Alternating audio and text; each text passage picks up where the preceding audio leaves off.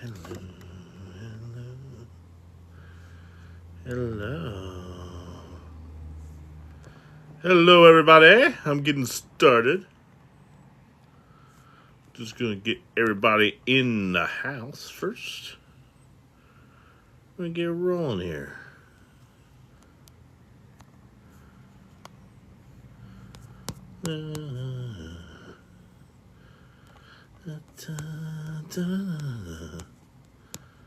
Sending it out to everybody. Sending it out to everybody. Hello, hello. Invite them.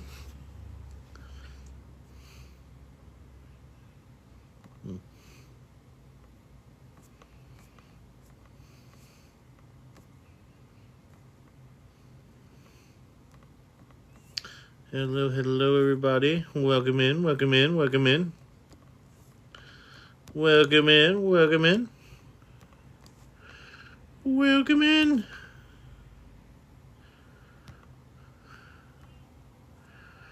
Welcome in, welcome in, welcome in. Welcome in, everybody. We're going to get there one way or another. Welcome into Professor Fox's Cozy Corner. Thank you for that. I appreciate you. I'm getting everybody in first. And then we'll discuss what we're doing. Okay.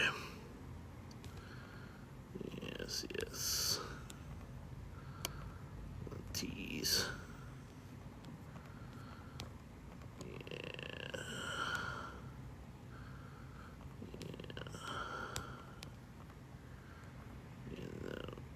M's.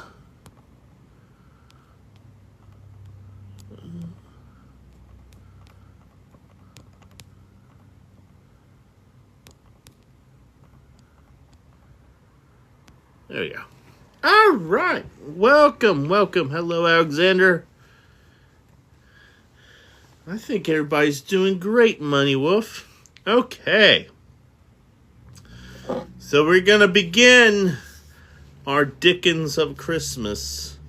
We are going to read Christmas stories by Charles Dickens. Now, Charles Dickens is an English writer.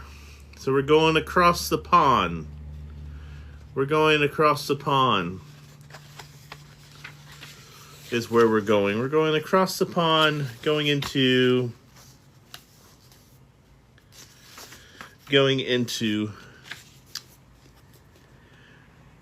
English literature here. It's okay, though.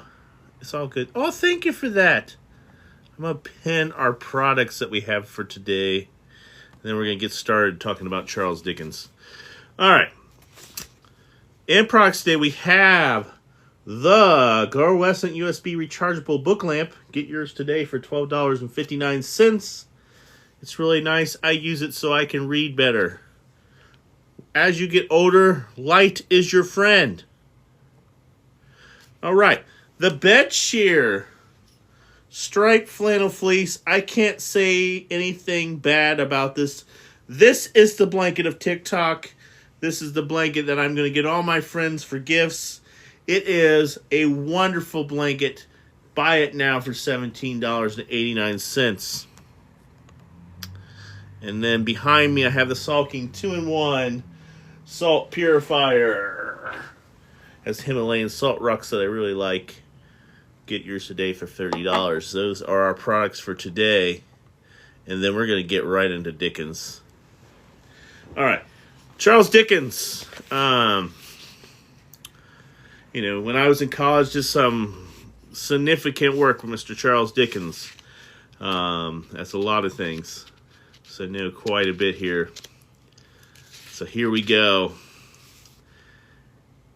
A quiz were asked to name a 19th century English novelist. The name most likely to spring up to their minds would be Charles Dickens. Most people know who Charles Dickens is. I know who Charles Dickens is. Without a doubt, the best-known, beloved writer of the early Victorian period. Many of his works are known not only as books, but also as stage dramatizations, and more recently as films for cinema and television. I really like The Christmas Carol. It's got a lot of retellings. My favorite is has anybody seen the Bill Murray version of it? It's called Scrooged. The Bill Murray adaptation of The Christmas Carol is my favorite one, and that is called Scrooge. This is what influenced all that. Yes, that is one. That is the best one that I like. I also like the Muppets Christmas Carol. That's funny. Continues to reach a worldwide audience. We're talking about Dickens himself. Although Dickens described in many ways for reform from the present day, he still speaks to us as other writers of the time do. So we're going back in time. We're talking about the 1812. Charles Dickens was born in Portsmouth. In 1812, his father, John Dickens, worked as a clerk in the Royal Navy pay officer. In 1814, John Dickens was transferred to London, and then in 1816 to Kent.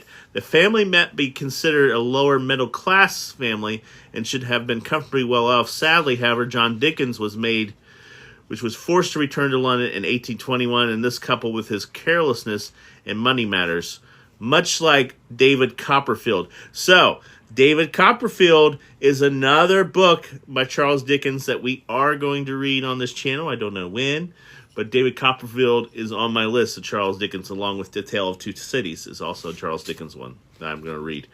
Led to many being arrested in debt in 1824. We're talking about his father, and sent to the prison for he had a massive debt, his father did.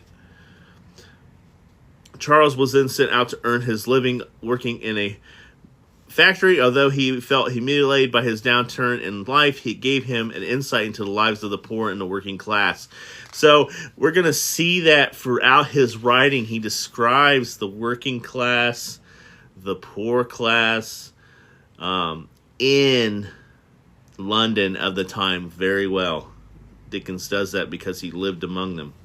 John Dickens was eventually able to pay off his debts and leave prison. Charles likewise left the factory and was able to have a few more years of schooling before working on a solicitor's office and then becoming a journalist. So here we go back, how all these books kind of work together. We're going back to solicitors' offices. Solicitors are kind of like realtors back in the day, also like lawyers. That was the profession of Jonathan Harker and the Dracula. A journalist reporting on, among other things, in law courts and parliament journals, and the one or the other continued to play a large part in Dickens' life. So he became a newspaper person before he became a writer.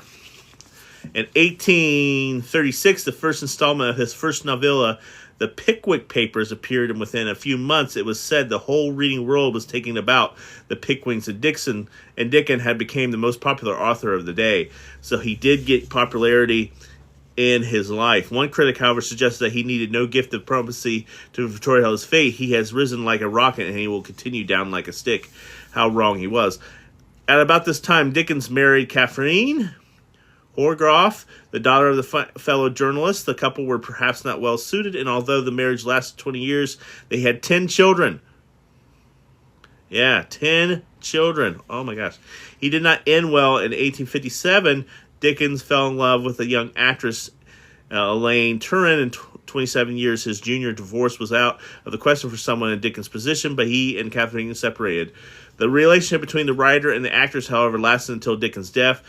There was, of course, some scandal, but perhaps surprisingly, the affair appears to have had little effect on Dickens' popularity, just like everything else. There can be no doubt about Dickens' commitment to social justice and reform, and not only his writing and philanthropy. So this is, we're talking about the whole story of Oliver, the whole story of Oliver, the whole story of Tale of Two Cities, the whole story of the Christmas Carol. He is a philanthropist at heart. He is trying to get you to think, what can you do to help the less fortunate? What can you do to help the working class in the Victorian era? Having given much both contemporary society and the world of literature, Dickens was no longer with us in 1870, although he had speculated that he wanted to inexperience had live public opinion, demand something more for the country's greatest writer, and he is buried at the Poets' Corner in London's Westminster Abbey. So that's it. A lot of people are buried there. That is a very popular burial ground, the Poets' Corner in the London's Westminster Abbey. Okay, now we're going to talk about the book that he's most popular for. The Christmas Carol was published in December of 1843. It is the first and by far the best known of the Christmas books. It has been referred to as the Great Victorian Parable. And not surprisingly, it was immediately a success, so much so that in January, a rival publisher had produced a pirated edition of the book, and by February, there were several stage productions of the story. The novelist, William Thackeray, called the story a national benefit, and to every man or every woman who reads it, a personal kindness. Like so many of Dickens' stories, however, it was intended not just to entertain its readers, but also to move them. First to tears, and then to action. Earlier in the year, he had said that he wanted to strike a sledgehammer blow on behalf of the poor man's child, and this was it. Dickens wept and laughed and wept again while writing his book, and his readers were simultaneously moved. Among these were the writer Robert Louis Stevenson, who, after reading the first two Christmas books, wrote to the friend saying, "I have cried my eyes out and had a terrible fright, not to sob, but I feel so good after them, and would do anything to make it a little better for people. I want to go out and comfort someone. I shall never listen to the nonsense that they tell one about not giving money. I shall give money, not that I haven't done so always, but I shall do it with a high hand now. Oh, what joy thing is it for a man to have written books like these books that just fill people's hearts with pity." So that's the goal of Charles Dickinson. So we're going to definitely get through the Christmas Carol on our little reading, and then I'll definitely do the chimes and the cricket of the hearth. All Charles Dickens, and they're all meant to move you into giving in one way or another. So let's begin the Christmas spirit. I'll do my little pitch of my products, and we'll get started with the Christmas Carol, his most famous work. Here we go. You have what I'm using right now to read, the Glow-Essent USB rechargeable book lamp. You can get yours today for $12.59. My favorite, TikTok's favorite, the Bedshear striped flannel fleece blanket for $17.89. Get your friends, family this gift. It's one of them. Keep them warm for the winter. Have the Salking 2-in-1 air purifier for $30. Thank you for that. I'll pin the products up for you. Here we go. I gotta get a charger. My phone's not going to make it. Oh yeah.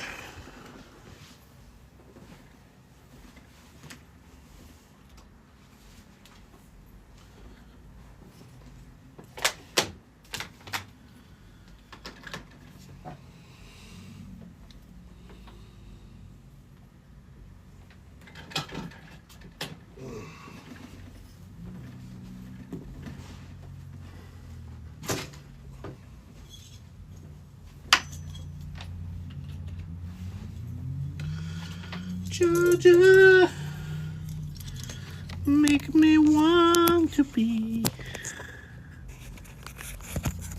There we go.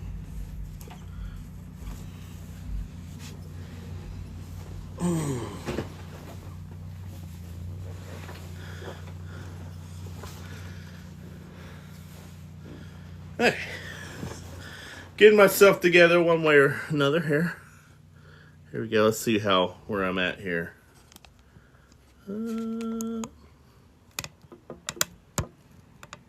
Let's see. That's pretty good. Hello. I just had to get myself a charger. Thank you for the snowflakes. We're going to begin the Charles Dickens, The Christmas Carol. May this move you like it did so many other people. back in the day when they were reading this in 1800s. Marley was dead to begin with. There are no doubt whatever about that. The register of his burial was signed by the clergyman, the clerk, the undertaker, and the chief mourner. Scrooge signed it, and Scrooge's name was good upon. Change for anything close to be put his hand to? Old Marley was unalived as a doornail. I don't mind to say that I know of my own knowledge what there is particularly unalive about a doornail. I might have been inclined myself to regard a coffin nail as the unalivest piece of iron muggery in trade. But the wisdom of all ancients is in the smile, and my unhallowed hand shall not disturb it, or the country's done for it. You will therefore permit me to repeat emphatically that Marley was as unalive as a doornail. Scrooge knew he was unalive. Of course he did. How could it be otherwise? Scrooge and he were partners for I don't know how many years. Scrooge was his sole executor, his sole administrator, his sole sign, his sole registry league, his sole friend, his sole mourner. And even Scrooge was not so delightful cut by the sad event, but there he was, an excellent man of business on the very day of the funeral, and Saul said he was undoubtedly bargained. Thank you for the heart me, I appreciate it. The mention of Marley's funeral begins me back to the point I started from. There's no doubt that Marley was unalive.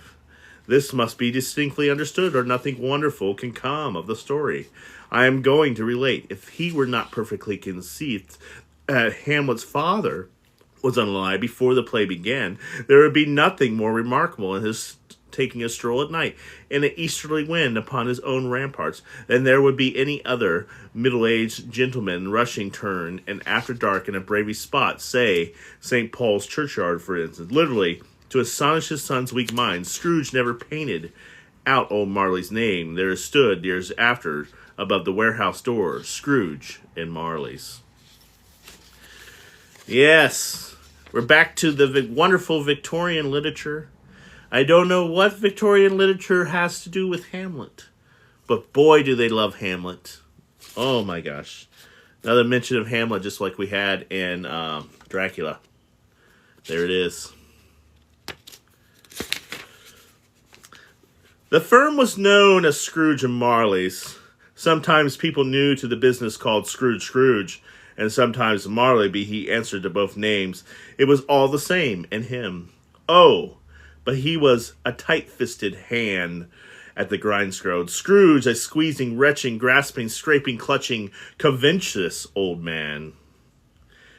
Hard and sharp as flint, from which no steel had ever struck, or generous fire, secret and self-contained and solitary as an oyster. The cold within the frozen, his old features nippled his pointed nose, shriveled his cheek, stiffened his gut, and made his red eyes. His then lips blew and spoke out scrutely in his gaunting voice. A frosty rime was on his head, and on his eyebrow, and his weary chin. He carried his own low temperature always about with him. He iced his office in the dog days, and didn't fall at 1 degree at Christmas. An excellent heat and cold had literally influenced on Scrooge. No warmth, cold warm, no wintry weather chill, no wind that blew was bitter than he. No falling snow was more intent upon his purpose, no pelting rain less open to entreaty. Fool weather didn't know where to have him. The heaviest rain and snow and hail and sleet could boast of the advantage over him in only one respect.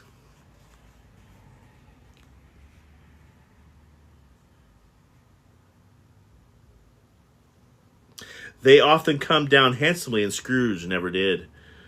Nobody ever stopped him in the street to say, well, gladsome looks, my dear Scrooge, how are you? When all you could come to see me, no beggars implored him to bestow a trifle, no children asked him what it was o'clock, no man or woman ever once, how in his life, inquired the way to such and such a place of Scrooge. Even the blind man's dog appeared to know him, and when they saw him coming on, would tug their owners into the doorway and up courts, and then would wag their tails as though they said, No eye at all had better know, an evil eye, dark master. But what did Scrooge care? It was very thing he liked, to edge his very way to crowded paths of life, warning all human sympathy to keep his distance. It was that knowing one's called nuts to Scrooge. Once upon a time, of all the good days in the year, on Christmas Eve, old Scrooge sat busy in his counting house. It was cold, bleak, blithering weather, foggy, and he could hear the people in the court outside go wheezing up and down, beating their hands upon their breasts and stamping their feet upon the pavement stones to warm them. The city clocks had only just gone 3, but it was quite dark already. It had not been light all day, and candles were flaring in the windows of the neighborhood office like ruddy smears upon a purpled brown air. The fog came pouring in at every chick in the keyhole, and was so dense within that although the court was of a narrowest, the houses opposite were mere phantoms. To see the dim cloud could drooping down, obscuring everything, one might have thought that nature lived hard by and was brewing on a large scale. That is what we like about Victorian literature, ladies and gentlemen. Very descriptive of the place. Very descriptive of what nature is doing. Very descriptive in their writing.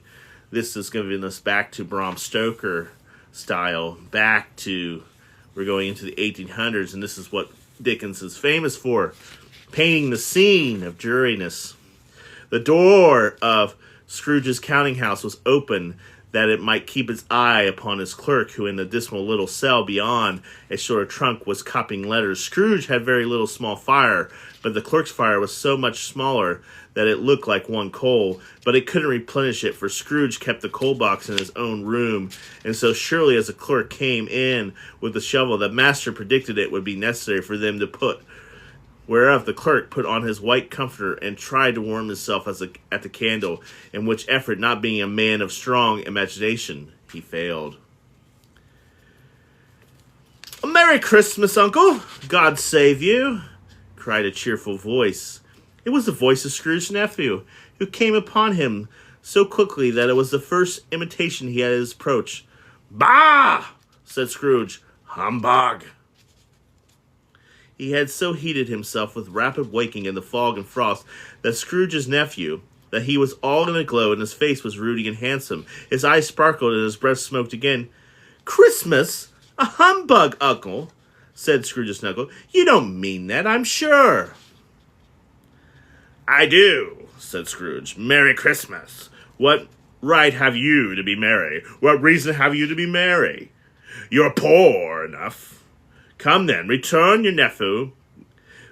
What right have you to be dismal? What reason have you to be morose? You're rich enough." Scrooge, having no better answer ready on the spur of the moment, said "Bah!" again, and followed it up with "Humbug." "Don't be cross, Uncle," said the nephew. "What else can I be," returned the uncle, "when I live in such a world of fools as this? Merry Christmas. Out upon Merry Christmas. What's Christmas time to you but a time for paying bills? Without money, a time for finding yourself a year older, but not an hour richer. A time for balancing your books and having every item in them through a round dozen of mouths present unalive against you."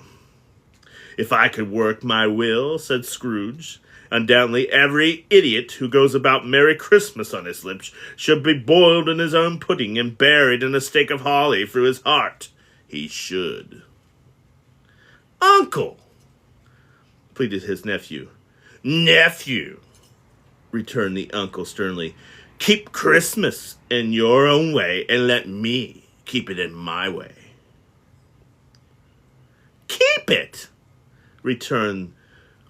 "Keep it," repeated Scrooge's nephew. "But you don't keep it. Let me alone, then.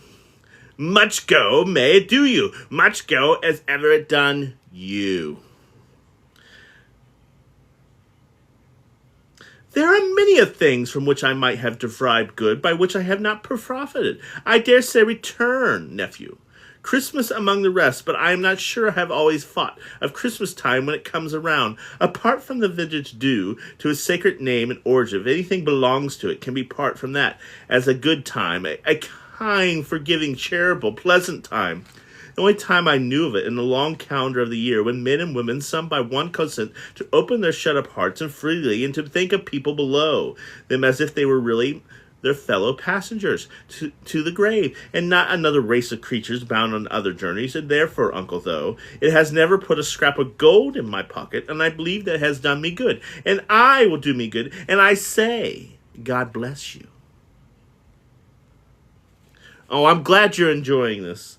The clerk in the tank involuntarily applauded, becoming immediately sensible of the impropriety, and poked the fire and extinguished the last frail spark.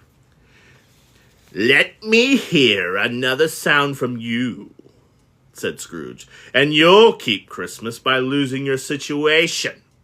You'll grow a powerful speaker, sir, he added, turning his nephew. I wonder you don't go into Parliament. Don't be angry, uncle. Come, dine with us tomorrow. Scrooge said he would see. Yes, indeed, he did, and he went to the whole length of the expression and said that he would see him in that extreme first. But why? Cried Scrooge afternoon. Why? Why did you get married? Because I fell in love. Because you fell in love, growled Scrooge, as if it were the only thing in the world more ridiculous than Merry Christmas. Good afternoon. Nay, uncle, but you never come to see me before that happened. Why give it a reason for not coming now? Good afternoon. I want nothing from you. I ask nothing of you, and why can't we be friends? Good afternoon. I am sorry with all my heart to find you are to result, for we have never had any quarrel to which I have been a party, but I have made the trial in homage to Christmas, and I'll keep my Christmas humor to the last. So, a Merry Christmas, uncle. Good afternoon. And a Happy New Year. Good afternoon, said Scrooge. His nephew left the room without an angry word. Notwithstanding, he stopped at the outer door to bestow his greeting of the season on the clerk, who, cold as he was warmer than Scrooge, for he returned them cordially. There's not another fellow, Mother Scrooge, who overheard him. My clerk with 15 shillings a week and a wife and family taking about a Merry Christmas. I'll retire. This lunatic is letting Scrooge's nephew out. Had let 2 other people in. They were portly gentlemen, pleasant to behold. Now stood with their hands in hats off in Scrooge's office. They had books and papers, and their hands bowed to him. Scrooge and Marley's, I believe, said one of the gentlemen, referring to us. Have I the pleasure of addressing Mr. Scrooge or Mr. Marley? Mr. Marley has been dead these 7 years, Scrooge replied. He died. He was unalive 7 years ago this very night. We have no doubt his liberty is well represented by his surviving partner, said the gentleman, presenting his credential. It certainly was, for they had been 2 kindred spirits at the oftenest world of liberty. Scrooge frowned and shook his head and handed the clerk his credentials back. At this festive season of the year, Mr. Scrooge, said the gentleman, taking up a pen, it is more than usual desirable that we should make some more slight provisions for the poor and destitute, for suffer greatly at this present time. Many thousands are in want of common necessary. Hundreds of thousands are in want of common efforts. Are there no prisons? Asked Scrooge. Plenty of prisons, said the gentleman, laying down the pen again. And the union workhouses? Demanded Scrooge. Are they still operational? They are still, returned the gentleman. I wish I could say they were not. The treadmill and the poor law are in all full vigor then, said Scrooge. Both very busy. Oh, I was afraid that they would say at first that something had occurred to stop them in their useful course, said Scrooge. I am very glad to hear it. Under the impression that has currently furnished cheers of my mind or body to multitude, returned the gentleman's a few of our endeavors to raise a fund to buy the poor some meat and to drink the means of warmth when we choose this time, because it is a time of all others, and we want it keenly. The abundance, rejoice. What shall I put you down for? Nothing, Scrooge replied. Oh, You wish to be anonymous. I wish to be left alone. Since you ask me what I wish, gentlemen, that is my answer. I do not make merry myself at Christmas, and I can afford to make idle people merry. I help to support the establishments I have mentioned. They cost enough, and those who are badly off must go there. Many can't go there, and many would rather die. If they would rather unalive themselves, said Scrooge, they had better do it and decrease the surplus population because, excuse me, I don't know that. But you might know it, observed the gentleman. It's not my business, Scrooge returned. It's enough for a man to understand his own business and not to interfere with other people's. Mine occupies me constantly. Good afternoon, gentlemen. Seeing clearly that he would be useless to pursue this point. The gentleman withdrew Scrooge resumed his labors with improved opinion of himself, and a more fictitious temper than usual with him. Meanwhile, the fog and darkness thickened, so that people ran about flaring links, preferring the service to go before horses and carriages, and conduct them on the way. The ancient tower of a church, whose Gothic old bell was almost peeping silly down at the Scrooge out of the Gothic window, and the wall became invisible, and struck the hours and quarters in the clouds with tremendous vibrations. Afterwards, as if its teeth were chattering in the frozen head of there, the cold became intense, and the main street at the corner of the court, same laborers were repairing the gas pipes, and had lighted a great fire in the bazaar, round which its party of ragged men and boys were gathered, warming their hands and wrinkling their eyes before the blaze in rapture. The water plug, being left in solitude, overflowed, suddenly congealed, and turned to ice. The brightness of the shops for holly springs and berries crackled in the lamp heat of the windows, made pale faces ruddy as they passed. Poulterers' and grocers' trades became a splendid joke, a glorious pageant in which it was the next impossible to believe that such a dull principles of bargain and sell had anything to do. The Lord Mayor, in the stronghold of the mighty mansion house, gave orders to his 50 cooks and butlers to keep Christmas as Lord Mayor's household should, and even the little tailor whom he had fined 5 shillings on the previous Monday for being drunk and bloodthirsty in the street, stirred up tomorrow's pudding in his grate, while he was lean wife and his baby sailed out to buy the beef. Frogger yet, the colder, piercing, searching, bitter cold. If the good saint had put nipple the evil spirit's nose with a touch of such a weather as that, instead of using the familiar weapons, that indeed he would have roared the lusty purpose. The owner of the old scent young nose, gnawed and mimbled by the hungry cold his bones, and gnawed by his dog, swooped down at Scrooge's keyhole to wrangle him in Christmas carol. But at first the sound of God bless you, merry gentlemen, may nothing you mistake. Scrooge seized the ruler with such a energy of action that Singer fled in terror, leaving the keyhole to the fog and even more. At length the hour of shutting up the counting house arrived, with an ill Scrooge mounting from his stool and tactfully admitting the fact to expect clerk and Tank, who instantly shuffled in his candle out and put on his hat. "You'll want all day tomorrow, I suppose?" said Scrooge. "If quite convenient, sir." "It's not convenient," said Scrooge, "and it's not fair. If I was to sap half a crown from it, you'd think yourself ill-used, I'd be bound." The clerk smiled faintly. "And yet," said Scrooge, "you don't think me ill-used when I pay a day's wage for no work." The clerk observed it was only once a year. "A poor excuse for picking a man's pocket every 25th of December," said Scrooge, buttoning his great coat to the chin. "But I suppose you must have the whole day. Be here all the earlier next morning." The clerk promised that he would, and Scrooge walked out with a growl. Oh my goodness. What an angry man, and what a destitute of a place. I'm going to go through my products again, my dear readers. We're journeying through Crew. You can get the Glow USB rechargeable book lamp for $12.59. I have it right here. I'm using it to read. It's helping me. I like it.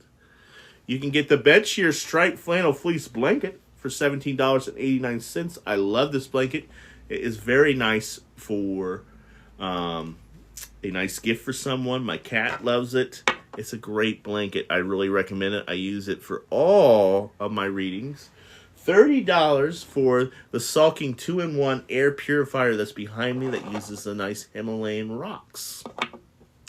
Check out those products. Those are really nice. What do we think of the Christmas Carol so far? Very good descriptive words that Charles Dickens uses. Let's begin again. The office was closed in a twinkle, and the clerk with the long ends of white comforting dangling below the waist, for it boosted no great coal, went down a slide on Cornwall at the end of the lane, and the boys at 20 times in honor of his being Christmas Eve, and then ran home to Caveman Town as hard as he could pelt to play a blind man's bluff. Scrooge took his melancholy dinner in his usual melancholy tavern, and having read all the newspapers and beguiled the rest of the evening with his banker's book, went home to bed. He lived in chambers which had once belonged to his deceased partner. They were a gloomy suite of rooms in a lowering pile of buildings up yard, and where he had so little business to be what one could scarcely help fancying, and he must have run there when he was a young house, playing in hide and seek with other houses, and forgotten the way out again. It was old enough now, and dreary enough for nobody lived in it, but Scrooge, the other rooms being all let out at his offices, the yard was so dark that even Scrooge, who knew its every stone, was faint to grope with his hands. The fog and frost so hung about the black old gateway of the house that it seemed as if the genius of the weather sat in mournful meditation on the threshold. Now is the fact that there is nothing to all particular about the knocker on the door, except that it was very large. It also a fact that Scrooge had not seen it night and morning during his whole residence at the place. Also that Scrooge had as little of what is called fancy about him as any man in the city of London, even including what is the bold word, the corporation, alderman, and livery. Yet it was also borne to mind that Scrooge had not bestowed one thought on Marley since the last mention of the 7 years unallied partner this afternoon, and then he let a man explain to him, if he can, how it happened that Scrooge, having his key in the lock of the door, saw in the knocker, without his undergoing any imitation process of change, not a knocker, but Marley's face. Marley's face. It was not in principal shadow as the other objects in the yard were, but had a dismal light about it, like a bad lobster in a dark cellar. It was not angry or ferocious, but looked at Scrooge as Marley used to look, with ghostly spectacles turned up on its ghostly forehead. The hair was curiously stirred, as if by breath or not by air, and though the eyes were wide open, they were perfectly motionless. That is, a livid color made it horrible, but its horror seemed to be in spite of the face, and beyond its control, rather the part of its own expression. As Scrooge looked fixed at the phenomenon, it was a knocker again. To say that it was not startling, or that his blood was not convinced of a terrible station to which it had been stranger from infancy, would be untrue. But he put his hand upon the key, and he had relentless turned it sturdily, walking in and lighting his candle. He did not pause with a moment resolution before he stood in the doorway, and did look curiously behind him at first, as if half expecting to be terrified by the sight of Marley's pigtails sticking onto the hall.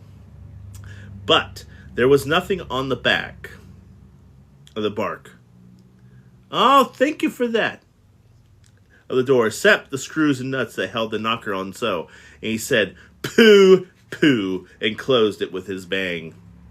The sound resounded enough the house, like thunder. Every room above, every cask and the wine merchant's cellar below appeared to have a separate peal of echoes of its own.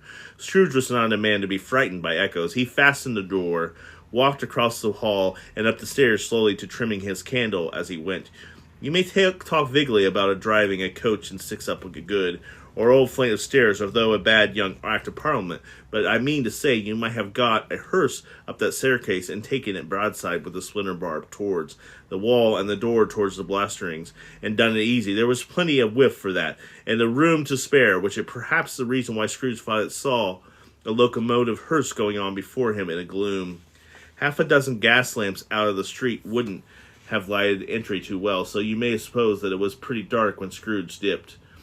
Up Scrooge went out, not caring a button for that. Darkness is cheap, and Scrooge liked it, but before he shut his heavy door, he walked through his room to see that all was right, and he had just enough recollection of the face to desire to do that.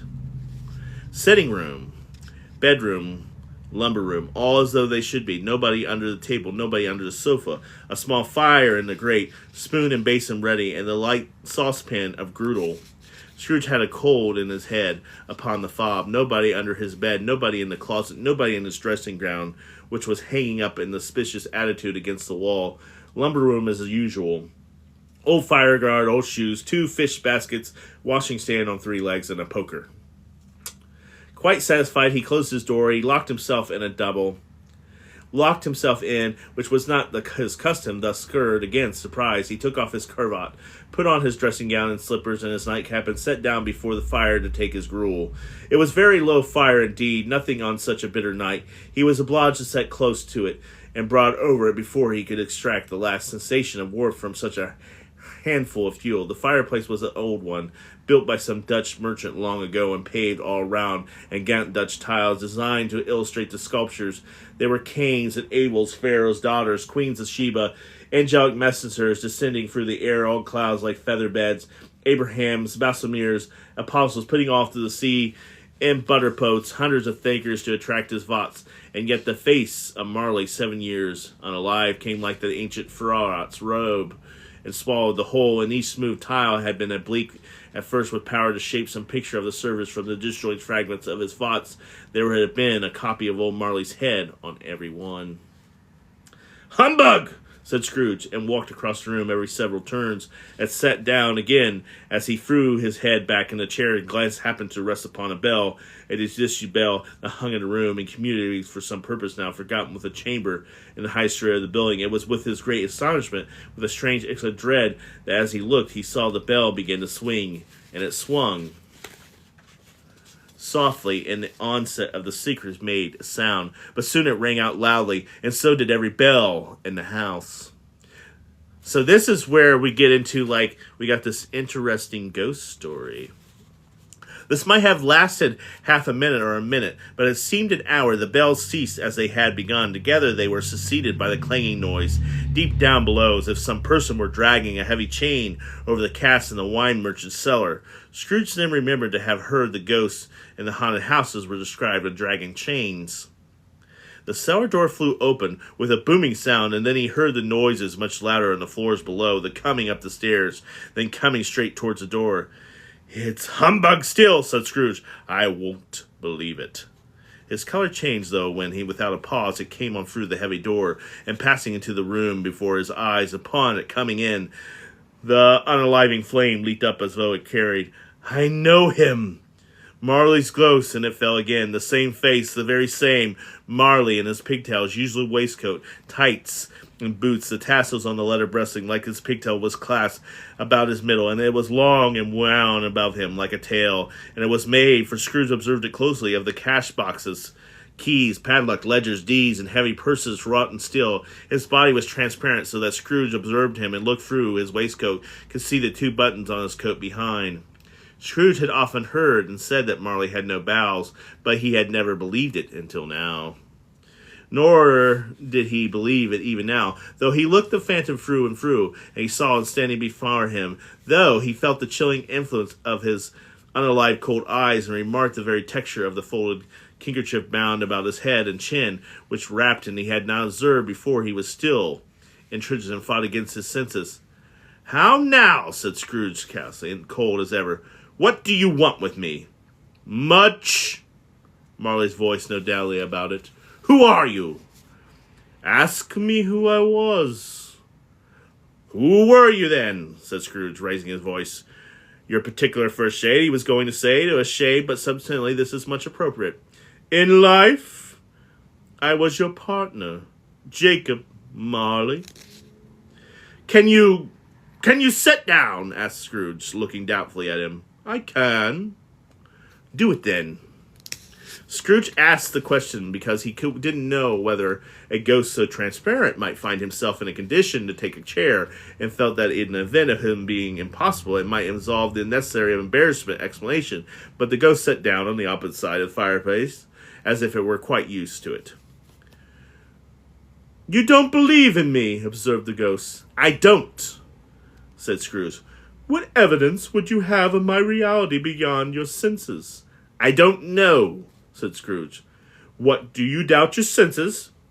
"Because," said Scrooge, "little things affects them. A slight disorder of the stomach makes them cheats. You may be undigested bit of beef, a blot of mustard, a crumb of cheese, a fragment of undone potato. There's more of gravy than the grave of you, whatever you are."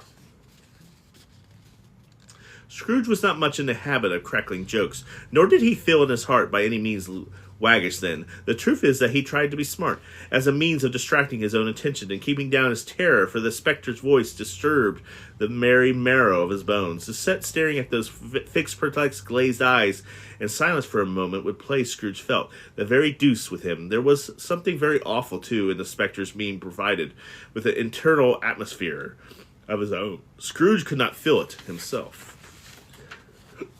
But this was clear the case, for though the ghost sat perfectly motionless, his hair and skirts and tassels were still agitated by the hot vapor from an oven. "You see this toothpick?" said Scrooge, returning quickly to the charge for the reason just assigned, and wishing, though he were only for a second, to divert the vision's stony gaze from himself. "I do," replied the ghost. "You are not looking at it." "But I see it," said the ghost, notwithstanding. "Well," returned Scrooge, "I have but to swallow this, and but for the rest of my days pursued by legion of goblins, all of them own my creation. Humbug! I tell you, humbug!" At this the spirit raised a frightful cry, and shook his chains with such a dismal and appalling noise that Scrooge held on tight to his chair to save himself from falling and swoon. But how much greater was his horror when the phantom, taking off the bandage round his head as if it were too worn to wear indoors, his lower jaw dropped down upon its breast. Scrooge fell upon his knees and clasped his hands before his face. "Mercy," he said, "dreadful apparition, why do you trouble me?" "Man of my holy mind," replied the ghost, "do you believe me or not?" "I do," said Scrooge. "I must. Why do spirits walk the earth, and why do they come to me?" "It is required of every man," the ghost returned, "that a spirit within him should walk abroad among his fellow men, and travel far and wide, and if that spirit goes not forth in life, it is condemned to do so after death. It is doomed to wander through the world. Oh, woe is me! And witness what it cannot share, but might have shared on earth, and turned to happiness." Again the spectre raised a cry, and shook its chains, and wrinkled its shadowy hands. "You are fettered," said Scrooge, trembling. "Tell me why." "I wear the chains I forged in life," replied the ghost. "I made it link by link, yard by yard. I graded on my own free will, and on my own free will I wore it. Is its pattern strange to you?" Scrooge trembled more and more. "Or would you rather," pursued the ghost, "the weight and length of the strong coil you bear yourself? It was full of heavy as long as this. 7 Christmas Eves ago you have labored on it since, and it's a ponderous chain." Scrooge glanced about him on the floor in the expectation of finding himself surrounded by some 50 or 60 fathoms of iron cable, but he could not see nothing. "Jacob," he said, imploring. "Oh, Jacob Marley, tell me! Speak comfort to me, Jacob." "I have none to give," the ghost replied. "It comes from other regions, Ebenezer Scrooge, and is conveyed by our ministers to other kinds of men. Nor can I tell you that I would. I very little more is all permitted to me. I cannot rest. I cannot stay. I cannot linger anywhere. My spirit never walked beyond our counting-house, mark me. In life my spirit never rode beyond the narrow limits of our money-changing hole, and weary journeys lie before me." It was a habit with Scrooge, whereon he became thoughtful, to put his hands in his breech pockets, pondering on what the ghost had said, and he did so now, but without lifting his eyes or getting up to his knees. "You must have it very slow about it, Jacob," Scrooge observed, in a business-like manner, though he with humiliating defense. "Slow," the ghost repeated. 7 years unalive, and traveling all the time. The whole time. no rest, no peace, incessant torture of remorse? You travel fast. On the wings of the wind, replied the ghost. You might have got over a great quantity of ground in 7 years, said Scrooge.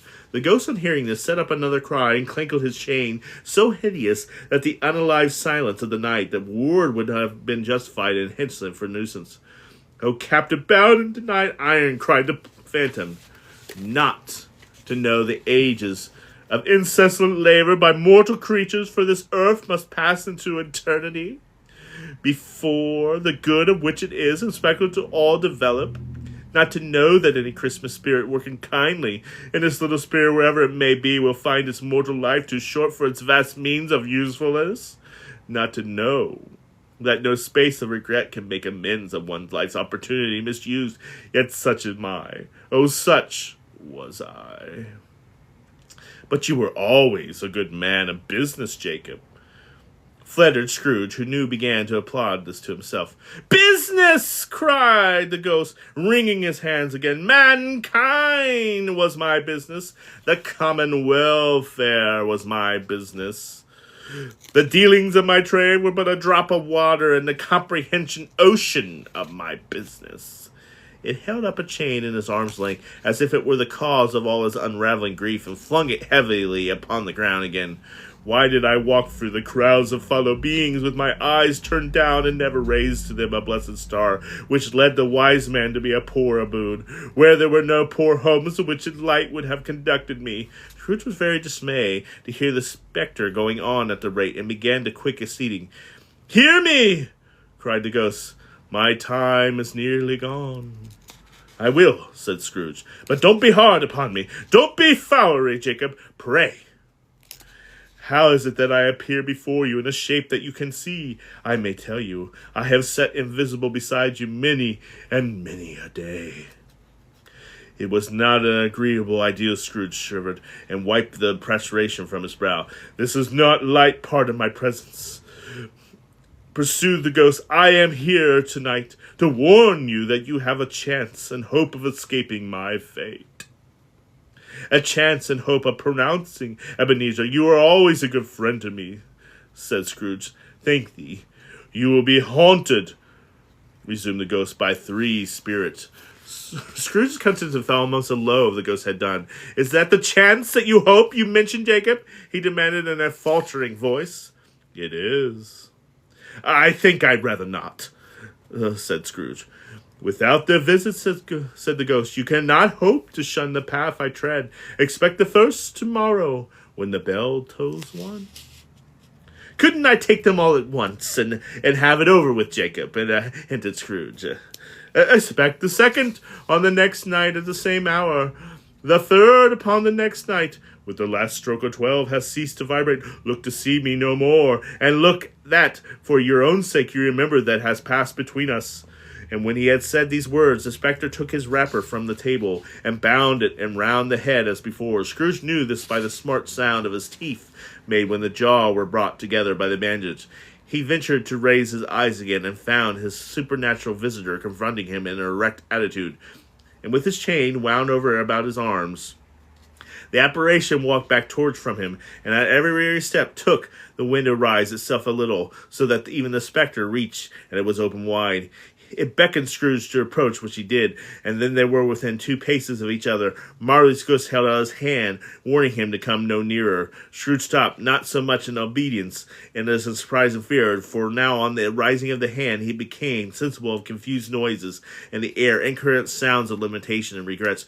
Wailings, expressed sorrow and self-accusatory. The spectre, after listening a moment, joined in the mournful disarray, and floating out upon the bleak dark night, Scrooge followed to the window, desperate in his curiosity. He looked out. The air was filled with phantoms, wandering hither and there, in wrestling haste and mourning as they went. Every one of them wore chains like Marley's ghost. Some few, that might be guilty governments, were linked together. None were free. Many had been personally known to Scrooge in their lives, and had been quite familiar with one old ghost in a white waistcoat with a monstrous iron safe attached to his ankle, who cried piteously at being unable to assist the wretched woman with the infant, whom he saw below upon a doorstep. The misery with them All was clearly that they sought to interfere for a good in human matters and had lost the power forever. Hello, Gina. Thanks for the snow. I appreciate you. We're reading The Christmas Carol by Charles Dickens. Whether these creatures faded into mist or mist enshrouded them and could not tell, thank you for that. I really appreciate it. They and their spirit voices faded together, and they might become as if it had been where he walked home. Scrooge closed the window and examined the door by which the ghost had entered, and was double locked as if he had not locked it with his own hands. And the bolts were undisturbed. He tried to say, "Humbug," but stopped at the first syllable, and being from the emotion he had undergone with the fatigues of the day, and of glimpse of the invisible world, or the dull conversation of the ghost, or the lateness of the hour, much in need of repose, went straight to bed without undressing, and fell asleep upon that instant. Oh my goodness. That was exciting, my dear reader. That. So he's going to be visited by 3 ghosts. Thank you for the live gold, Gina. Appreciate you. Going to be visited by 3 ghosts. We're going to get to the first one next. But we're going to do our products that we have today. For $12.59, you can get the Glow-Lescent rechargeable book lamp for $12.59. I like it. It works very well. I use it for my readings and when I read at night. For $17, thank you for the heart me. For $17.89, you can get the Bedshear striped flannel fleece. I really recommend this blanket. Give it to your loved ones. It will make them happy. It will keep them warm. I love this blanket. It's very nice. I really recommend it. And then we have the Salking 2-in-1 air purifier behind me and humidifier. I use this every day. It keeps everything fresh and it looks like a mini fireplace. So check it out. It's $30. All right. Thank you for all the likes, my friends. Okay.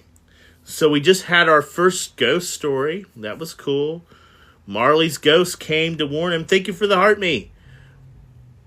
Yeah, thank you. That fox is cute. Marley's ghost came to warn him. We had this frightful encounter with Marley. And now we're going to have another encounter with another ghost. But we have an opportunity to not be like Marley. I hope Scrooge takes the opportunity. We will see. Thank you for all the roses. I appreciate you. Malvaria. We're reading A Christmas Carol by Charles Dickens. Let's do corn 100. There we go. All right, we're going on to the second ghost. Oh, let's be the first ghost, sorry. First ghost coming up. Here we go. When Scrooge awoke, it was so dark that looking over a bed, he could scarcely distinguish the transparent windows from the opaque walls of his chamber. He was endeavoring to pierce the darkness with his fret eyes, and when the chimes of the neighborhood church struck the 4 quarters, so he listened for the hour. To his great astonishment, the heavy bell went on for 6 to 7, and from 7 to 8, and regularly up to 12, then stopped 12. It was past 2 when he went to bed. The clock was wrong. An icicle must have got it into work 12. He touched the spring of his repeater to correct this most preposterous clock. His rapid little pulse beat 12 and stopped. "Why isn't it possible," said Scrooge, "that I can have slept through the whole day and far into another night? It isn't possible that anything has happened to the sun, and this is 12 at noon." The idea being an alarming one, he scrambled out of bed and groped his way to the window, and he was obliged to rub the frost off it with the sleeve of his dressing gown. Before he could see anything, he could see very little then. All he could make out was that it was still very foggy and extremely cold, and that there was no noise of people running to and fro, and making a great stir as there unquestionably would have been, If night had beaten off bright day and taken possession of the world, this was a great relief, because 3 days after sight of the first exchange pay to Mr. Ebenezer Scrooge or his order, and so forth, would have become a mere United States security if there were no days to count by. Scrooge went to bed again, and though he fought it over and over, he could make nothing of it. The more he fought, the more perplexed he was, and the more endeavored not to be. Marley's ghost bothered him exceedingly every time he resolved with himself, after a mature inquiry, that he was all a dream. Mine flew back again like a strong spring released to his fist position, and presented the same problem to be worked all around. Was it a dream or not? Scrooge lay in a state until the chimes had gone 3/4 more, and he remembered on a sudden that the ghost had warned him of a visitation when the bell tolled 1. He resolved to lie awake until the hour was past, and considered that he could be no more go to sleep than go to heaven. This was, perhaps, the wisest resolution in his power. The quarter was so long that he was more than once convinced he was have shrunk into a doze unconsciously and missed the clock. At length he broke upon his listening ear. Ding dong, 1/4 past, said Scrooge, counting. Ding dong, 1/2 past, said Scrooge. Ding dong, 1/4 to it. Ding dong, the hour itself, said Scrooge triumphantly, and nothing else. A deep, dull, hollow, melancholy one. Light flashed up in the room. The curtains of his bed were drawn aside. I tell you, by a hand, not the curtain at his feet, nor the curtains of his back, but those to which his face was addressed. The curtain of his bed were drawn aside, and Scrooge, starting up into a half-recumbent attitude, found himself face to face with an unearthly visitor who drew them as close to it as I am now to you, and I am standing to the spirit your elbow. It was a strange figure. Like a child, yet not like a child, as like an old man viewed through some supernatural medium which gave him the appearance of having reduced from the view and being diminished to his child's proportion. His hair, which hung about his neck and down to his back, was white, as if with age, and yet the face had not a wrinkle in it, and the tenderest bloom was on his skin. The arms were very long and muscular, the hands the same, as if its hold were of uncommon strength. Its legs and feet, most delicately formed, were, like those of upper members, bare it, and wore a tunic of the purest white, and round its waist was bound in a lustrous belt, the sheen of which was beautiful. It held a branch of fresh green holly in its hand, and a singular concatenation of the woody emblem that its dress trimmed with summer flowers. But the strangest thing about it was that from the crown of its head there sprang a bright clear jet of light, by which all that was visible, and which was doubtless to the occasion of its using, in its dullest moments, a great extinguisher of the cap which had now held under its arm. Even this, though, when Scrooge looked at it with increasing steadiness, it was not a strange quality, for his belt sparkled and glittered now in one part, and now another, and what was light one instant at another time was dark, so the figure itself fluctuated and distinguished, being now a thing with one arm, now with one leg, now with 20 legs, now a pair of legs without a head, now a head without a body, of which dissolving parts no outline would be visible in the dense gloom wherein they melted away, and in the very wonder of this it would be itself against distant clear, as though. Are you a spirit, sir, who is coming forth to hold? Asked Scrooge. I am. The voice was soft and gentle, singularly low, as if instead of being so close beside him, it were at distance. Who and what are you? Scrooge demanded. I am the ghost of Christmas past. Long past? Inquired Scrooge, observing the dwarfish stretcher. No, your past. Yes, you made it to story time. Thank you for the corn. We're reading the Christmas Carol. That's a lot of corn. You're going crazy.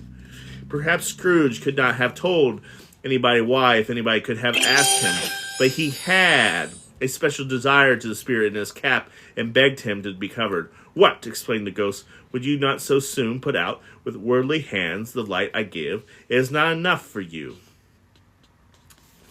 All right, here we are. You are going to town with this corn. Of those whose passions made this cap, and forced me through the whole trains of years to wear it in low upon my brow. Scrooge reverently disclaimed all intention to offer of any knowledge or having wilfully bonded the spirit. At any period of his life, he then made bold to inquire what business brought him here. "Your welfare," said the ghost. Scrooge expressed himself much obliged, but could not help thinking that a night of unbroken rest would have been more conducted to that end. The spirit must have heard him thinking, for it said immediately, "Your reclamation, then take heed." He put out his strong hand as it spoke and clasped him gently by the arm. "Rise and walk with me." It would have been in vain of Scrooge to plead that the weather and the hour were not adapted to the penetration purpose. The bed was warm, and the thermometer a long way below freezing, that he was clad but lighter in his slippers, dressing gown, and nightcap, and that he had a cold upon him at the time. The grasp for the gentle at this woman's hand was not to be resisted. He rose, but finding that the spirit made towards the window, clasped his robe in speculation. "I am mortal," Scrooge answered, "and liable to fall." "Bear but a touch of my hand there," said the spirit. "Thank you for all the heart me's. I love that. Thank you so much. You are fantastic, my friend." Lying upon his heart. "And you shall be here upon this." As the words were spoken, they passed through the wall and stood upon an open country road. Invented of the scene, the darkness of the mist had vanished with it, and for a clear, cold winter day, with snow upon the ground. "Good heavens!" said Scrooge, clasping his hands together as he looked about him. "I was bred in this place. I was a boy here." The spirit gazed upon him mightily, and gentle touch, for it had been light and inconsistent, appeared so present to the old man's sense of feeling. He was conscious of 1,000 odors, floating in the air, each one connected with 1,000 thoughts and hopes and joys and cares, long enough forgotten. "Your lips is trembling," said the ghost. "And what is it upon your cheek?" "Ah, thank you, my dear. I appreciate you." "Fractional cat, that's all right. I appreciate it." The ghost to lead him without he would. "You recollected the way?" inquired the spirit. "Remember it?" cried Scrooge with fervor. "I could walk it blindfolded." "Stranger have forgotten it for many years," observed the ghost. "Let us go on now." They walked along the road, Scrooge recognizing every gate and post and tree, until a little market town appeared in the distance, with its bridge and church and winding river. Some shaggy ponies now were there trotting towards them with boys upon their backs, who called to other boys in the country in gigs and carts driven by farmers. All these boys were in great spirits and shouted to each other until the broad fields were so full of merry music that the crisp air laughed to hear it. "These are but shadows of the things that have been in," said the ghost. "They have no conscience of us." The travelers came upon as they came. Scrooge knew and named them every one. Why he was rejoiced beyond all bounds to see them. Why did his cold eye glisten and his heart leap up as they put past? Why he was filled with gladness, and he heard them each and every Merry Christmas as they parted at crossing the roads and byways for their several homes. What was Merry Christmas to Scrooge? Out upon Merry Christmas, what good had it ever done to him? "The school was not quite deserted," said the ghost. "A solitary child, neglected by his friends, is left there still." Scrooge said he knew it, and he sobbed. "They left me the half-road by a well-remembered lane, and soon approached a mansion of dull red brick, with a little weathercock's cupola on the roof, and a bell hanging in it. It was a large house, but one broken of fortunes for the spacious office. Where little used, their walls were damp and moisty, the windows broken and their gates decayed, foils clucked and shattered in the stables, and the coach houses and sheds were overrun with grass, nor was in more retent of his ancient stature within, for entering the dreary hall and glancing through the open doors of many rooms. They found them poorly furnished, cold and vast. There was an earthly savor in the air, a chilly bitterness in the place, which associated itself somehow with too much getting up by candlelight and too much to eat. They went, the ghost and Scrooge, across the hall to a door at the back of the house. It opened before them and disclosed the long, bare, melancholy room, made bare still by the lines of plain deal forms and desks. At one of these, a lonely boy was reading near a fable fire, and Scrooge sat down upon a form and wept to see his poor forgotten self as he used to be. Not a late echo in the house, not a squeak and skiffle from the mice beyond the panel, not a drip from the half-throbbed waterspout to the dull yard beyond, not a sigh among the leafless boughs of one distant parlor, nor the idle swinging of an empty storehouse door, nor the clicking in the fire, but fell upon the heart of Scrooge with a softening influence and gave a fever past to his tears. The spirits touched him in the arm and pointed to his younger self, intent upon his reading. Suddenly a man in foreign garments wonderfully real and distant to look at, stood outside the window with an axe stuck in his belt and leading to the bridle on his laden with wood. "Why, it's Alibaba!" Scrooge exclaimed in ecstasy. "It's dear old honest Alibaba! Yes, yes, I know! One Christmas time with yonder solitary child was left alone, and he did come, for the first time, just like that. Poor boy, and Valentine," said Scrooge. "And his wild brother, Orson. There we go, and that's his name, who he was put down in the drawers asleep at the gate of Dosmus. Don't you see him? And the Sultan's groom turned upside down by the jinni. There he is upon his head, severe and right. I'm glad of it. What business had he to be married to a princess?" To hear Scrooge spending all earnest of his nature on such subjects, and most extraordinary voices between laughing and crying, and to see his heightened excitement face, would have been a surprise to his business friends in the city indeed. "There's the parrot!" cried Scrooge. "Green body and yellow tail with a thing like that. A lettuce growing out of the top of its head. There it is. Poor Robin Crusoe. He called him when he came home again, after sailing around the island. Poor Robin Crusoe. Where have you been, Robin Crusoe? The man thought he was dreaming, but he wasn't. It was the parrot, you know. There goes Friday running for his life in the little creek. Holla, hoop, hoop, hollo." Then, with a rapid transition very foreign to the usual carry, he said in pity for his former self, "Poor boy," he cried again. "I wish," Scrooge muttered, putting his hand in the pocket and looking about him after drying his eyes with a cuff, "but it is too late now." "What is the matter?" asked the spirit. "Nothing," said Scrooge. "Nothing. There was a boy singing the Christmas carol at my door last night. I should have liked to have given him something, that's all." The ghost smiled thoughtfully and waved its hand, saying as it did so, "Let us see another Christmas." Scrooge's former self grew larger at the words, and then the room became a little darker and more dirty. The panels shrunk and the windows cracked, and fragments of plaster fell out of the ceiling, and the naked laughs were shown and said. But now all this was brought about Scrooge knew no more than you do. He only knew that it was quite correct, that everything had happened so, that there it was alone again, with all the other boys had gone home for the jolly holidays.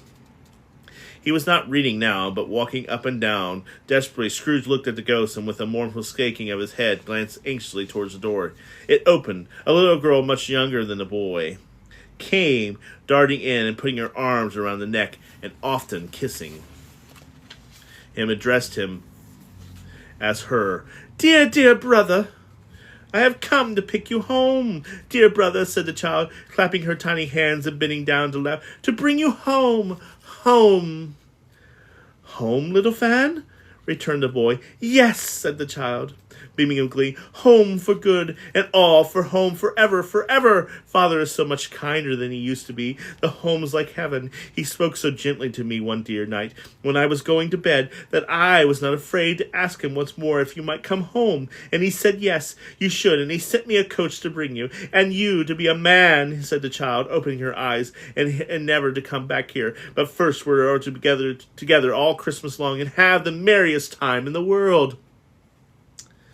"You are quite a woman, little Fan," exclaimed the boy. She clapped her hands and laughed, and tried to touch his head, but being too little, laughed again, and stood on her tippy-toe to embrace him. Then she began to drag him in her childish eagerness towards the door, and he, nothing loath to go, accompanying her. A terrible voice in the hall cried, bringing down Master Scrooge's box there. And then in the hall appeared the schoolmaster himself, who glared at Master Scrooge with the fierce condescency, and threw him into a dreadful state of mind by shaking hands with him. He then conveyed him and his sister into the various old well of silvering vast parlor that ever seen, where the maps upon the wall and the central trestles of globes, and the windows were waxy with cold, and here produced a danker of curiously light wine, and a block of curiously every cake, and administered installments of those dainties to the young people, at the same time sending a mere servant to offer a glass of something to the postboy, who answered it, then thanked the gentleman, but if it was the same tap as it had tasted before, he had rather not. Master Scrooge's trunk being by the time tied onto the top of the chilling brave, the schoolmaster, "Goodbye," willingly and greatly, into the drove gallantly down the garden sweep. With the quick wheels dashing the hoar frost and snow from off the dark leaves of the evergreens like spray. "Always a delicate creature whom a breeze might have withered," said the ghost, "but she had a large heart." "So she had," cried Scrooge. "You're right. I'm so gansly it. Spirit, God forbid me." She unalived a woman, said the ghost, and had, as I think, a child. One child, Scrooge returned. True, said the ghost. Your nephew. Scrooge seemed uneasy in his mind and answered briefly, yes. Although they had that moment left the school behind them, they were now in the busy thoughtfulness of a city with shadowy passengers pressed and repassed, with shadowy carts and coaches battle for the way, and all strife and tremor of the real city where he was plain enough by the dressing of the shops that was too is Christmas time again, but it was evening in the streets and were lighting up. The ghost stopped at a certain warehouse door and asked Scrooge if he knew it. Know it, said Scrooge. Was an apprentice there. They went on, at the sight of an old gentleman in Welsh wig sitting behind such a high desk that if it had been 2 inches taller, it must have knocked his head against the ceiling. Scrooge cried in great excitement, why, it's old Fuzzywig! Bless his heart, it's Fuzzywig, alive again! Old Fuzzywig laid down his pen and looked up at the clock, which pointed to the hour of 7. He rubbed his hands, adjusted his castle waistcoat, laughed all over himself, from his shoes to his organs of benevolence, and called, unequivocally, all a rich, fat, joyful voice, yo-ho there, Ebenezer, Dick. Scrooge, former self now grown young man, came briskly accompanied by his yellow apprentice. Dick Wilkins, be sure, said Scrooge to the ghost. Bless me, yes, there he is. He was very much attached to me, was Dick. Poor Dick, dear friend. Yo-ho, my boys, said Fezziwig. No more work tonight. Christmas Eve. Christmas, Ebenezer. Let us have the shutters up, cried old Fuzzywig, with a such clap of his hand before a man can say Jack Robinson. You wouldn't believe how those two fellows met at it. They charged into the street with shutters, 1, 2, 3, had them up in their places, 4, 5, 6, barred them and pinned them, 7, 8, 9, and came back before you could have got to 12, panting the racehorses. Hilly-o! Cried old Fuzzywig, skipping down from the high desk with a wonderful agility. Clear away from my lads. Let us have lots of room here. Hilly-ho, Dick. Ebenezer, clear away. There was nothing they wouldn't have cleared away, or couldn't have cleared away, with old Fuzzywig looking on. It was done in a minute. Every movable was packed off, as if it were dismissed from public life for evermore. The floor was swept and watered with lamps and triumph fuel, and was heaped upon the fire, and the warehouse was snug and warm and dry and bright, a ballroom, as you would desire to see upon a winter's night. It came a fiddler with a music book, and went on to the loafy desk, and made an orchestra of it, and turned like 50 stomachs, and came Mr. Fuzzywig, one vast sensual smile. It came their 3 Miss Fuzzywig, beaming and lovable. It came the 6 young fellows whose hearts they broke, and came all the young men and women employed in the business, and came the housemaids with their cousin, the barker, and came the cook and with her brother and particular friend, the milkman, and came the boy from over the way, who suspected of nothing had broad enough from his master, trying to hide himself behind the girl from next door. But one who was proved to have had ever ears pulled by her mistress, and then they all came one after another, some shyly, some boldly, some gracefully, some awkward, some pushing, some pulling, and they all came anyhow and everywhere. Away they all went, 20 couples at once, hands half around and back again the other way, down the middle and up again, round and round in various stages of affectionate grouping. Old, tall couples, always turning up in wrong place, new top couples starting off again as soon as they got there, all top couples at last and not bottom one to help them. When the result was brought about, old Fuzzywig clapped his hands to stop the dance, cried out, well done! And Fiddler plunged his hot face into a port-a-powder, especially bribed for the purpose, but squirting rest upon his reappearance. He instantly began again, though there was no dancers yet, as if the other fiddler had been carried home exhausted on a shutter, and he were a brand new man resolved to beat him out of sight or perish. There were more dancers than there were forfeits, and more dancers than there was cake, and there was nuggets, and there was a great piece of cold roast, and there was a great piece of cold boiled, and there was a mince pies and plenty of beer, but the great effect that ever came around the roast and boil, and the fiddler an artful dog mind, the sort of man who knew his business better than he, or could have told it him, struck up, Sir Roger de Coverley, their old Fuzzywig stood out to dance, with Miss Fuzzywig, top couple, top, with a good stiff piece of work cut out for them, 3 or 4 or 20 pair of partners, people who were not to be trifled with, people who would dance and had no notion of walking.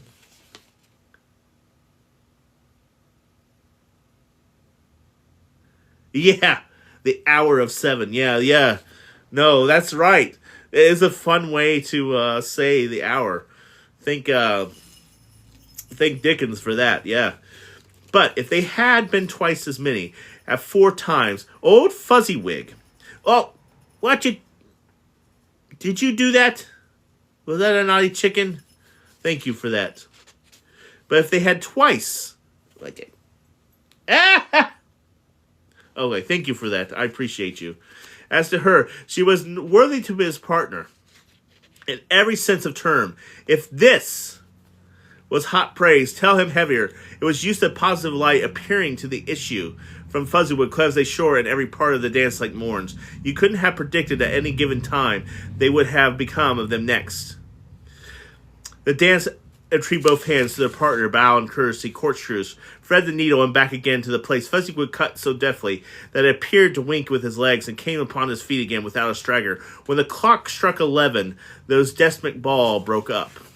Mr. and Mrs. Fuzzywig took their stations, one on either side of the door, and shaking hands with every and Merry Christmas. And when everybody had retired by the 2 prances, they did the same to them, and thus the cheerful voices unalived away, and the lads were left to their beds, which they were under a counter in the back shop. During the whole of this time, Scrooge had acted like a man out of his wits. His heart and soul were in the scene, and with his former self, he collaborated everything, remembering everything, enjoyed everything, and underwent the strangest agitation.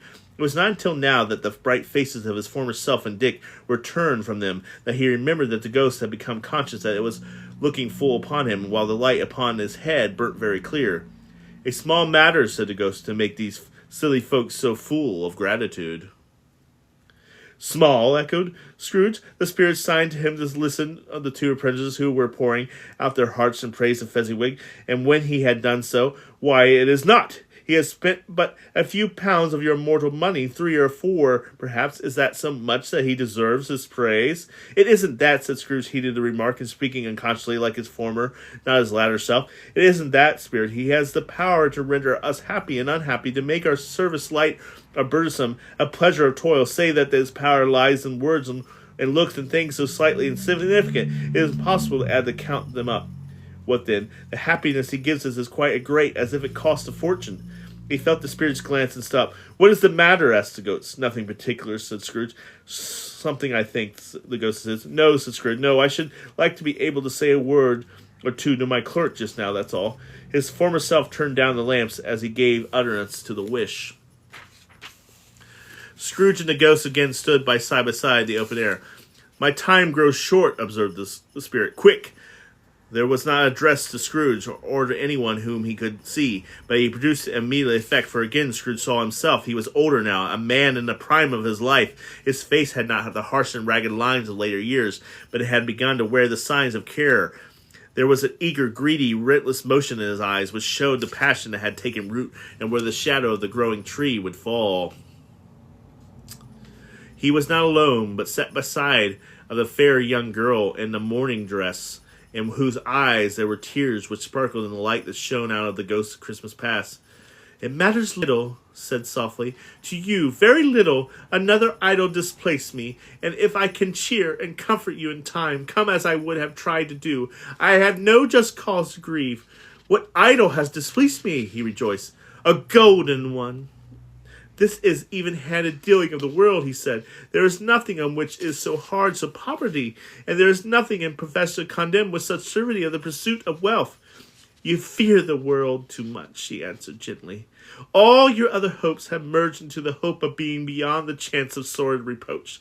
I have seen your nimbler aspiration fall off by one, until the master passion gain engross you, have I not?" "What then?" he retorted. "Even if I have grown so much wiser, what then? Am I not changed towards you?" She shook her head. "I am. Our contract is an old one. It was made when we were both poor and content to be so. And too, in good season we were improve our worldly fortune by our patient interest. You are changed when it is made you were another man." "I was a boy," he said impatiently. "Your own feelings tells me that you were not what you are." returned I am. That which promised happiness we were one in heart, and fraught with misery now that we are two. How often and how keenly I have thought of this, I will not say. It is enough that I have thought of it, and can release you. I have ever sought release. In words, no. In what, then? In changed nature, in an alternate spirit, another atmosphere of life, another hope as a great end, and anything that made my love of whom worth of value in your sight. It has never been between us, said the girl, looking mildly but with steadiness upon him. Tell me, would you seek me out and try to win me now? Oh, no, he seemed to yield the justice of the situation despite himself, but he said with a struggle, You think not? I would gladly think otherwise if I could, she answered. Heaven knows what I've learned a truth like this. I know how strong and irresistible it must be. But if you were free today, tomorrow, yesterday, can even, I believe you would, choose a dowerless girl. You who, in your very confidence with her, weigh everything by gain, or choosing her, and for a moment you were false, enough to know one guiding principle to do so. Do I not know that you repent and regret would surely follow? I do, and I release you for the full heart, for the love of him you once were. Ooh, goodness. It was about to speak, but with her head turned from him, she resumed. Ooh, yeah, we're getting up there. Thank you for all the likes, guys. You may. The memory of what is past makes me hope you will. I have pain in this. I have very, very brief time. You will. And dismiss the recollection of greatly. And upon profit, from which happened well you woke. May you be happy in your life you have chosen. She left him, and they parted. Spirit, said Scrooge, show me no more. Conduct me home. Why do you delight me to torture me? One shadow more, exclaimed the ghost. No more, cried Scrooge. No more. I do not wish to see it. Shh. By the restless ghost Pranan, him in both his arms, and forced him to observe what happened next. They were in another scene, in a place of room not very large or handsome, but full of comfort. Near the winter fire sat a beautiful young girl, so like the last that Scrooge believed it was the same until he saw her, how calmly Morton sitting opposite her daughter. The noise in the room was perfectly tremendous. There were more children there than Scrooge in his agate state of mind could count, and unlike the celebrated herd in the poem, there were not 40 children conducting themselves like one, but every child was conducting itself like 40. The consequences were unpraised beyond belief, but no one seemed to care. On the contrary, the mother and daughter laughed heartily, and enjoyed very much. The latter soon began to mingle in the sports, and got pleased by the young bargains most ruthlessly. What would I not have given to be one of them, though I never could have been so rude? No, no, no. I wouldn't for the wealth of all the world have crashed the braided hair and tore it down, and for the precious little shoe I wouldn't have plucked it off. God bless my soul, to save my life as I measuring her waist in sport, as they did, bold young brood. I could have done it. I should have expected my arm to have grown round, and for punishment, and never come straight again, and yet I should have dearly liked it. I owe to my own touch her lips, to have questioned her, that she might have opened them, to have looked upon the lashes of her downcast eyes, and never raised a blush, to have her loose waves of her hair, an inch which would be kingship beyond price. In short, I should have liked to do, confess to have the lightness of a child, and yet to have been man enough to know its value. But now a knocking at the door was heard, and such a rush immediately ensured that there was laughing face and ponderous dress was borne toward the center of the flush, group just in time to greet her father, who came home attended by a man laden with Christmas toys and presents. Then the shouting and struggling and the outlash was made on the difference porter. The scaling him with chairs and ladders to drive him to his pockets, despoiled him a brown paper parcel, hold him tight by his cravat, hung from around his neck, pummeled his back, and kicked his legs in impotent affection. The shouts of wonder and delight with which the development of every package was received, the terrible announcement that the baby had been taken in the act of putting a doll's frying pan into his mouth. Oh, goodness. It was more than expected of having swallowed a fictitious turkey glued on a wooden platter. The immense relief of finding this false alarm, the joy and gratitude of the ecstasy, they were all distributed alike. It is enough that by degree the children in their emotions got out the parlet.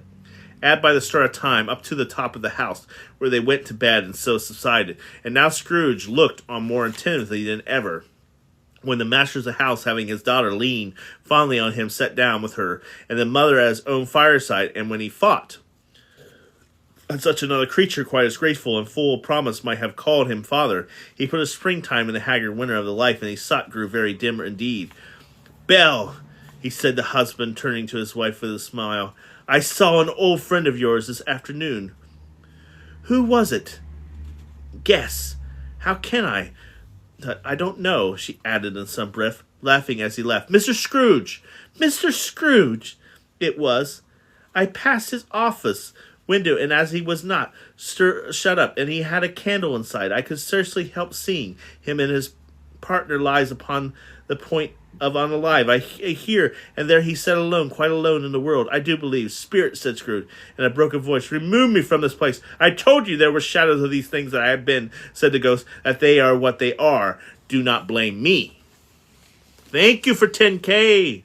Remove me, Scrooge exclaimed. I cannot bear it. He turned upon the ghost, and seeing that he looked upon him with a face in such as some strange way, there were fragments of all the faces they had shown him, rustled in it. Leave me! Take me back! Haunt me no longer! And struggle if that he could be struggled with such a ghost, with no visible resistance on his own part, was undisturbed by any effort of his adversary. Scrooge observed that it was light burning high and bright, and dimly connected that with his influence over it, he seized a signature cap, and by a sudden action pressed it down upon his head. The spirit dropped beneath it, so that the extinguisher covered his whole form, but for Scrooge pressed it down with all his force. He could not hide the light which seemed from under it, an unbroken flood upon the ground. He was conscious of being exhausted and overcome by an irresistible drowsiness, and further by his own bedroom. He gave the cap a parting squeeze, in which he had relaxed, and had barely time to reel to his bed before he sank into a heavy sleep. Thank you. We are now on to the second spirit. How about that? How about that?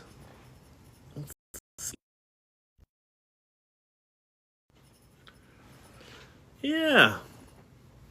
Let's see here. What do you guys think of that? What do you think? Whoa, what is that? That's very nice of you. What do you think of that? I love it. Thank you for all the gifts. I appreciate you. I'm going to send out the our products today.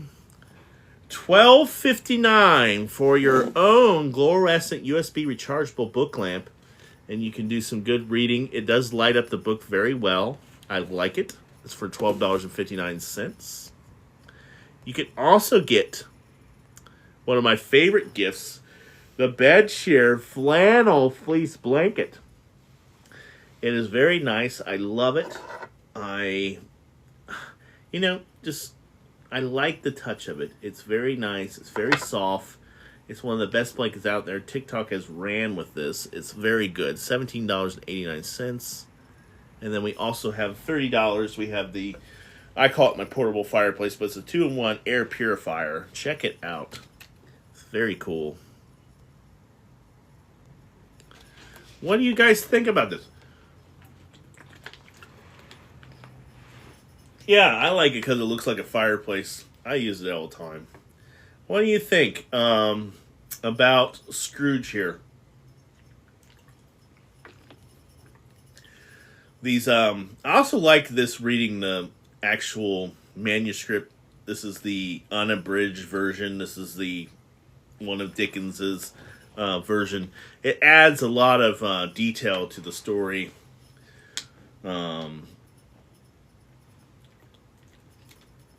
I've read children books of Christmas Carol, but this is the actual novel. Alien Sisterhood, you are too kind. That was a very cute hamster.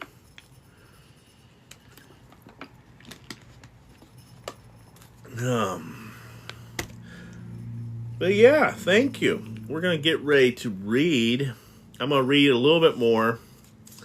I'm probably going to read at least another 10 pages, and then we're going to call it a day. Okay, Di Fox is in here liking the live, guys. All right. If you can, keep liking the live if you can. I understand you run out of likes, but thank you. You've all been too kind to me today. I'll put up one more. What's that? That's a googly eye. I like that. Let me do one more gold just for fun. What do we got? What do we got?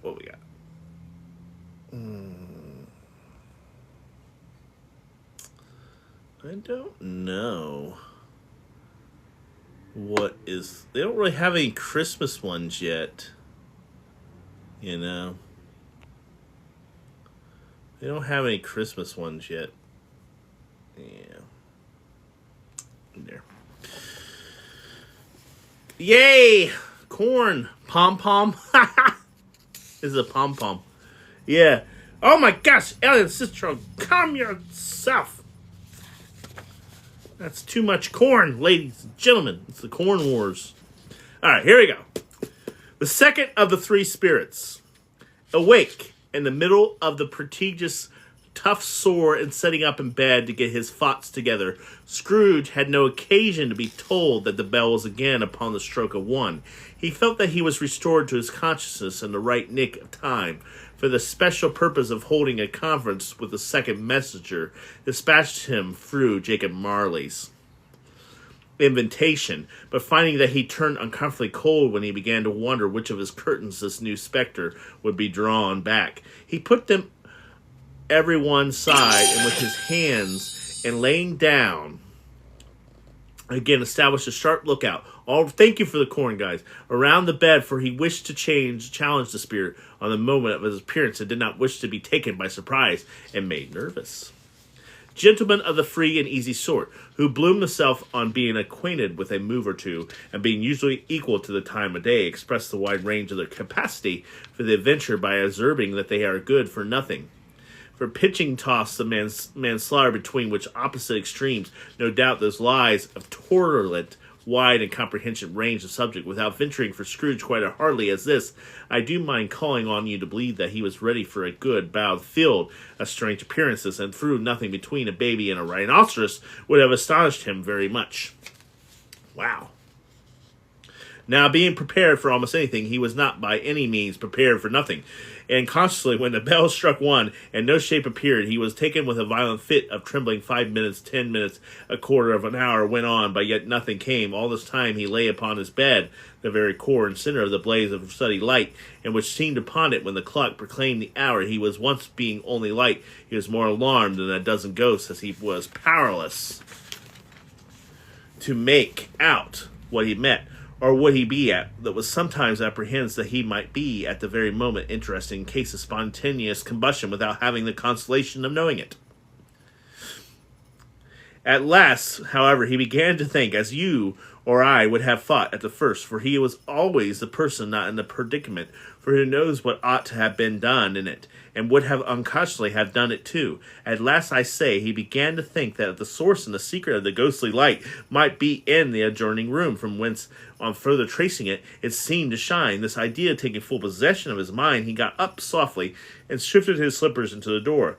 The moment Scrooge's hand was on the lock, a strange voice called upon his name and bid him to enter and obey. It was on his own room, there was no doubt about it. Being at his undergoing a surprise transformation, the walls and ceilings were so hung with living green that it looked a perfect groove, from every part of which bright gleaming berries glistened. The crimson leaves of holly, mistletoe, and ivy reflected back in light, as if some little mirrors had been scattered there. And such a mighty blaze went roaring up the chimney that full perfection of a hearth and had never known in Scrooge's time or Marley, for many and many a winter season gone, heaped up the floor to form a kind of throne, where turkey, geese, game, poultry, brawn, great plum puddings, barrels of oysters, red hot chestnut, cherry cheek apples, juicy oranges, luscious pears, 12 cakes, and seething bowls of punch, and made a chamber dim with their delicious steam, and easy stayed upon the couch. There sat a joyful giant, Glees as the sea, who bore a gleaming torch in shape not unlikely Pliny's form, and held it up high to shed his light on Scrooge as he came peeping around the door. "Come in! Come in!" exclaimed the ghost. "And now we better man. Scrooge entered timidly and hung his head before the spirit. He was not dogged. Scrooge had been, and thought the spirit's eyes were clear and keen. He did not like to meet them. "I am the ghost of Christmas presents," said the ghost. "Look upon me." Scrooge readily did so. It was clothed in one simple green robe or mantle bedizened with white fur. This garment hung so loosely on the figure that it kept its breasts were bare, as if saying to be worn or concealed by accoutrements. Its feet observably beneath the ample foots of garment were also bare, and on its head it wore no other covering than a holly wreath, so here and there with shining icicles. Its dark brown curls were long and free as a gentle face, and sparkling eye, open hand, and cheerful voice unconsciously dimmer, and its joyful air grinded round in its middle was an antiquated scabbard, but no sword was in it, and the ancient sheath was eaten up with rust. "You have never seen the like of me before," exclaimed the spirit. "Never," Scrooge made the answer to it. "Have you ever walked forth with the younger members of my family, meaning? For I am very young, my elder brother born in these later years. Proves the phantom. "I do not think I have," said Scrooge. "I am afraid I have not. Have you had many brother spirits?" "More than 1,800, said the ghost. "A tremendous family to provide for," muttered Scrooge. The ghost of Christmas past rose. "Spirits," said Scrooge smoothly, "conduct me where you will. I went forth last night on compulsion. I learnt a lesson which is working now. Tonight, if you have aught to teach me, let me profit by it." Oh my. All right, bye-bye, Fractal Cat. See you next time. Touch my robe. Oh, robe. Touch my robe. Scrooge, touch my robe. Scrooge did as he told, and held it fast.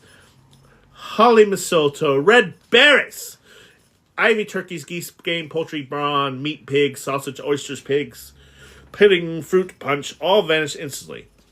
So did the room and the fire and ruddy glow, the hour of night, and they stood in the city streets a Christmas morning where, for the weather was severe, the people made a rough but brisk and not unpleasant kind of music, and scraping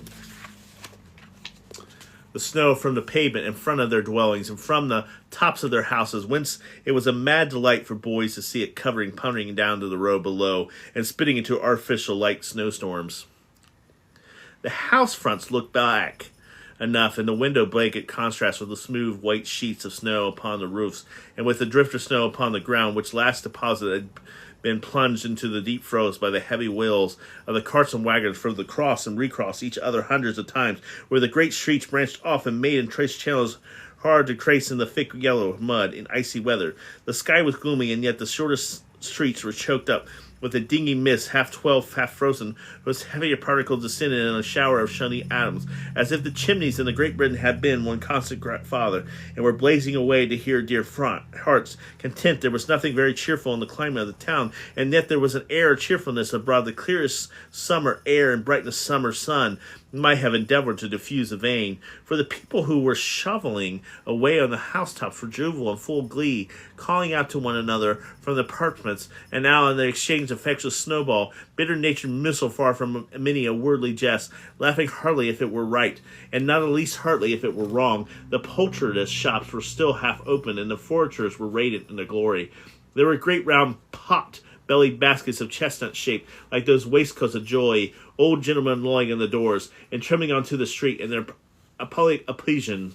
There were ruddy, brown-faced, broad-scented Spaniard onions, shining in the fatness of the growth like Spanish fries, and winking from their shelves in wanton stillness in the girls. They went by and glanced grimly in the hung-up mistletoes. There were pears and apples clustered high in the blooming pyramids. There were branches of grapes and made in the shocker benevolence, and dangled from the consumption hook, and people's mouths might water gates. As they passed, there were piles of ferment moss and brown recalling their fragrant ancient walks among the woods, and pleasant sniffings ankle-deep through the weaving levels. There were Norfolk griffins, squat and strainy, setting up of the yellow and orange and lemons in the great compassions of their juicy persons, urgently entering the beseeching to be cried home in paper bags. All this, talk of fruit, I want an orange now. And The very gold and silver fish set among them, these choice fruits in a bowl, for members of a dull and stagnant bun rice, appeared to know that there was something going on, and to the fish went gasping round and round their little world in slow and passionate excitement. The grocers! The grocers! Nearly closed, with perhaps 2 shutters down, one by one, through those gaps inside glasses. It was not alone that the scales descending on the counter made a merry sound on that the twine and Roy parted company so briskly on the canisters were rattled up and down like jiggling chicks, or even that the blended scent of tea and coffee were so grateful to the nose, or even to the raisins so were plentifully and rare.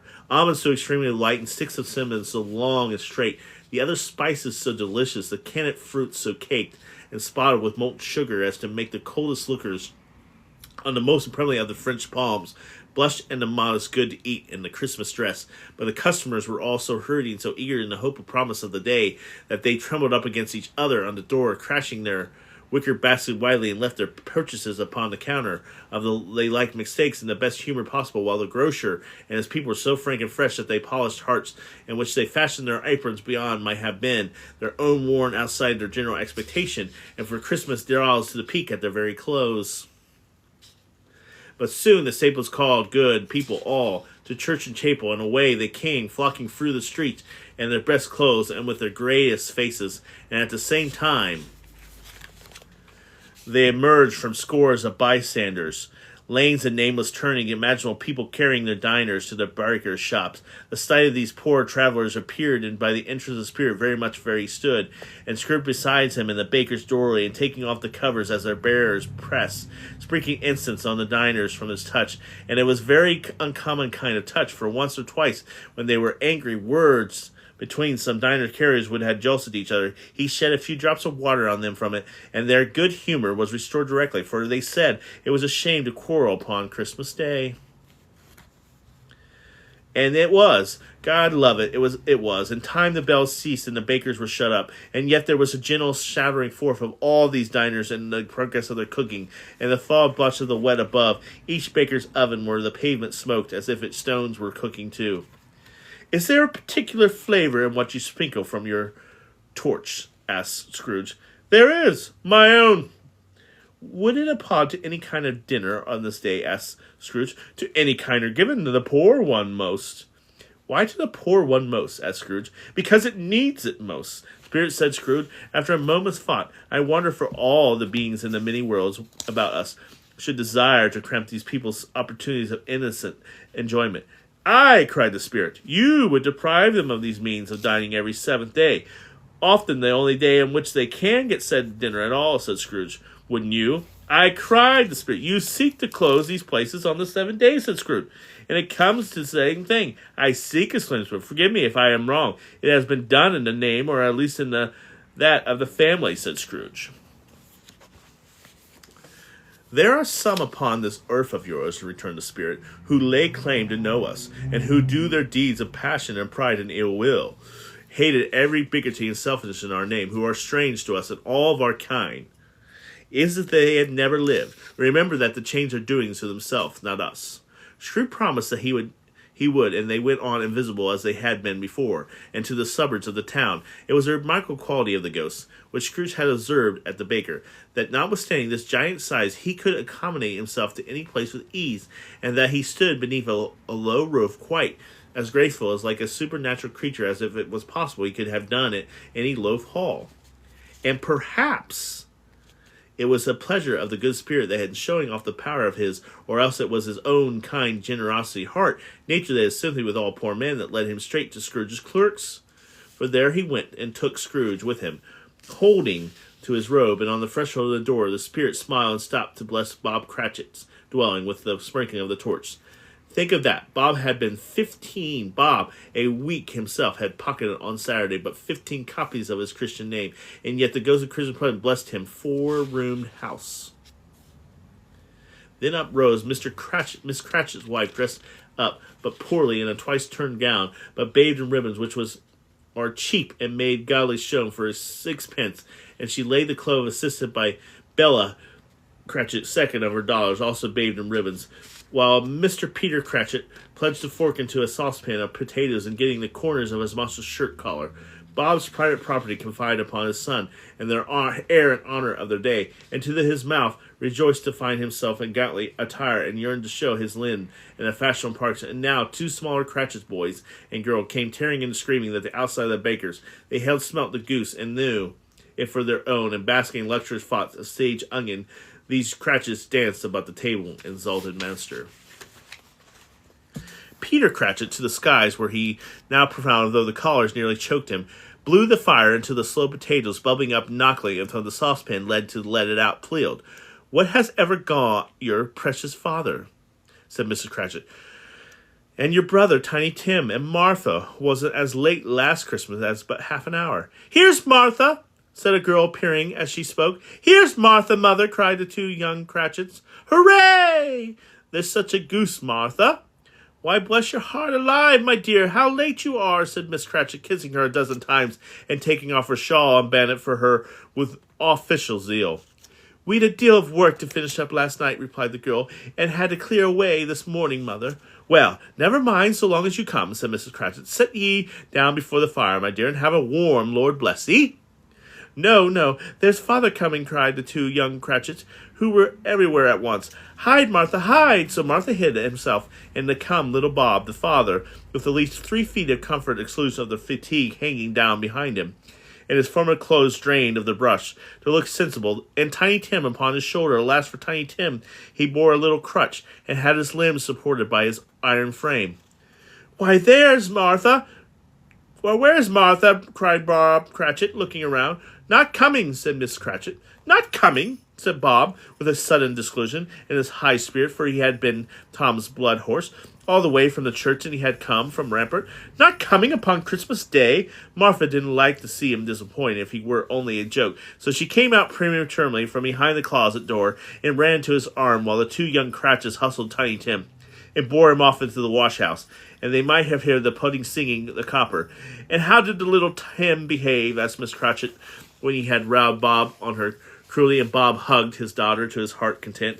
"As good as gold," said Bob, "and better. Somehow he gets thoughtfully sitting behind by himself so much, and thinks the strangest things you ever heard. He told me coming home that he hoped that people saw him in church because he was crippled, and he might be pleasant to them to remember upon Christmas Day who made the beggars walk and blind men see."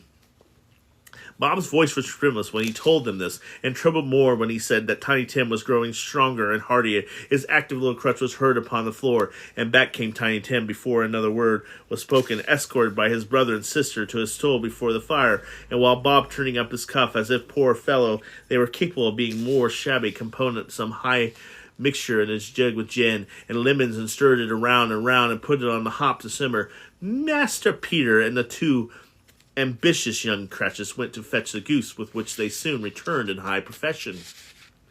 Such a bustle ensued that they might have thought a goose that rarest of all birds, a feathered phenomenon to which the beaked swan was a matter of course. In truth, it was something very like it was in that house. Miss Cratchit made the gravy, ready beforehand in a little saucepan, hissing hot. Mr. Peter mashed the potatoes with incredible vigor. Miss Belinda sweetened up the apple sauce. Martha dusted the hot plates. Bob took Tiny Tim beside him in a tiny corner at the table. The 2 young Cratchits set chairs for everybody, not forgetting themselves and mounting guard upon their posts, crammed spoons into the mouths, lest they should shriek for goose before they turned come to be helped. At last the dishes were set on and grace was said. It was seated by a breathless pause, and Mr. Cratchit looked slowly at all along, breathing pros, as Mr. Cratchit looked slowly all along the craving night, prepared to plunge it into the breast. But when she did, and when the long-expected gush of stuffing issued forth, one murmur of delight arose all around the board, and even time excited by the 2 young Cratchits beat on the table. All right. Awesome. Awesome, awesome, awesome. Okay. This is great. All right. Okay. Here we go. I'm going to introduce my products again. Here we go. We have the Glow-Lescent USB rechargeable book lamp. Get that today for $12.59. It's a really nice book lamp. You can change the color and the temperature of it. It's really cool. You can change the intensity, and you can charge it with with one of your C recharge. Very nice for $12.59. I also have in there is the bedshear flannel blanket. Get it for your kids, your family members. This is a wonderful gift, and it is so warm and so soft. It is a great gift. It's one of the best on TikTok for $17.89. And then I have the Salking 2-in-1 air purifier, dehumidifier, and humidifier. It gets more moist. So that's for $30. Check those products out. They help me read. But yeah. So, what do you guys think of Charles Dickens' Christmas Carol so far? Do you like the other details that you have maybe not heard? This is the reprint of the original that came out in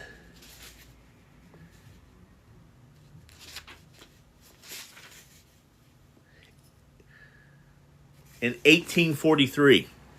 So this is 1843. He published the Christmas Carol. Yeah, and this was an instant classic for them. 1843 Christmas Carol. Yeah, so check out those products.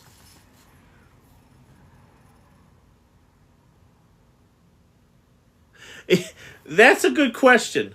Where is it going when we already are at the second ghost? Well, I will tell you this. It's not that long of a book. It's not that long of a novel. So we're on page 61. And it only goes to 95 pages. The whole story is only 95 pages in modern print. It's a 95-page story. So it's not that long of a story. But I have other Christmas stories in here. The next one we're going to read is the chimes. All of these other Christmas carols, well, not Christmas carols, but other Christmas stories of his, I have never read. It's other Christmas stories, so I'm probably going to read The Cricket of the Hearth and his book, The Chimes. So it has other Christmas stories in there that he wrote. So that would be cool to hear what they... Yeah, it actually is... They are... 1, 2, 3, 4, 5 Christmas stories in this one book of Charles Dickens. We have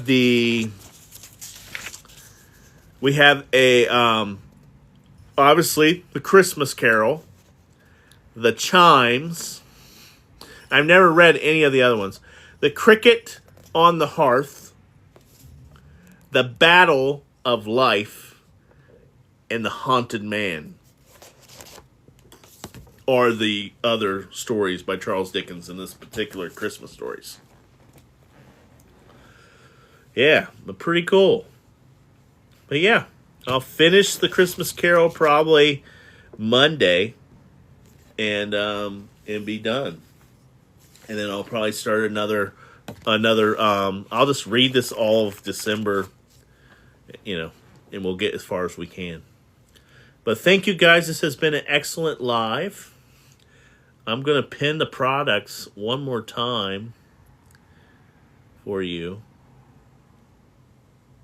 But yeah.